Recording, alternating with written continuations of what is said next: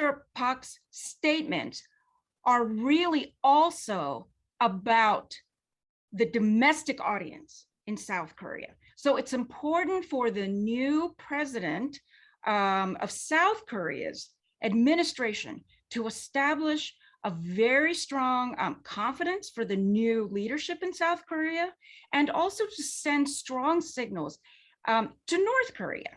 So I think that's what it's really quite symbolic, more than any practical aspects about any changes in posture, especially military posture.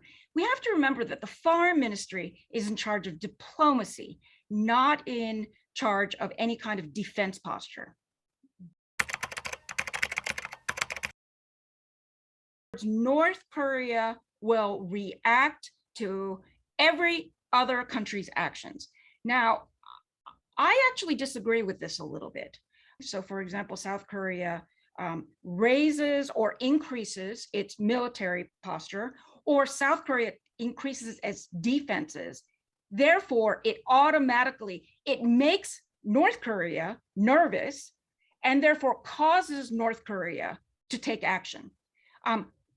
It may do that. That may be true. But regardless, that is not necessarily any reason why South Korea should not increase its defenses. So although that is certainly a calculation, in no way should that deter South Korea or the United States from increasing its alliance and from taking into consideration its own security concerns. So my point here is that, in fact, what President Yoon is trying to do is to establish his own leadership, and he is indeed, I think, trying to send a very strong signal in his very first moves in his administration to certainly establish a new tone.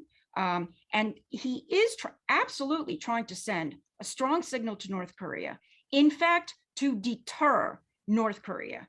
And he's trying to say, look, before you, if you are thinking, in fact, about detonating a nuclear bomb, you better think twice. This, of course, is the most difficult and challenging question. Again, I come back to North Korea is an independent actor.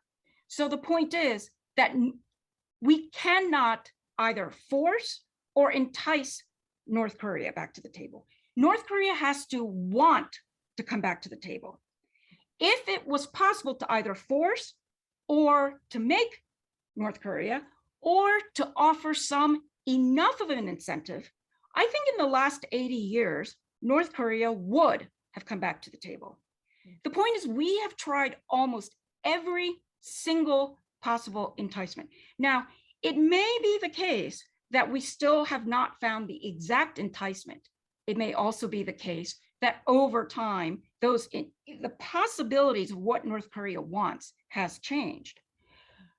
But it's also possible that North Korea simply has decided that it simply doesn't want to. In which case, I believe that is certainly true for this time period. So I'm not so sure that right now we should assume that there is something in this moment that can get North Korea back to the table. So I think we ought to be very, very careful about what we say. Well, is it 1.5? Is it 2? Because President Biden specifically has said, we will settle for nothing less than complete, they're not using the word irreversible, but they're essentially saying, we will accept nothing less than the total dismantlement. North Korea has reached the position where it must have nuclear weapons. Where is there room for negotiation? So in other words, where there is room for negotiation is everything else except the nuclear weapons. Is it possibly 1.5 track? And for your audience, might that mean among scholars, maybe cultural exchanges? Might it be initiated by the new South Korean presidency? But it won't be then about nuclear weapons. It'll be about everything else. And if there's an appetite for that, then yes. But I think now what we have to do, whether it's here in the United States, but I think most importantly among Koreans, and it has to be in South Korea, this is the debate that South Koreans must have, is there an appetite to begin to think about engaging with North Korea on anything else besides the nuclear weapons, whether first or, and then begin to maybe approach the nuclear weapons issue later, but is there that appetite? I think that is the most realistic scenario.